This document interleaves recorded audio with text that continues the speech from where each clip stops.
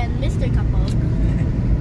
We are currently driving to SM, and if you're wondering why I'm wearing this costume, and Mommy's wearing that, it's because we are going to trick or treat in SM Santa Rosa. Woo! Woo! So we are currently at Enchanted. Right now? Yes. Driving, yeah. How many minutes? Like we 10. get there? 10 minutes. Yeah, like that. We'll keep you posted. I'll keep you posted, so stay tuned. Stay tuned. Bye bye. Bye! Bye. Trick or treat!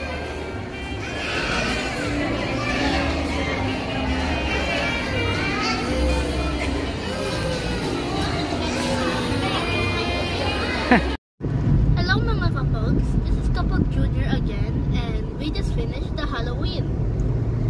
So wait, these were my clothes.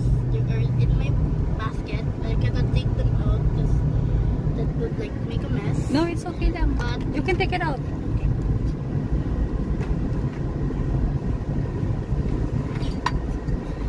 so here is my candy. Wait.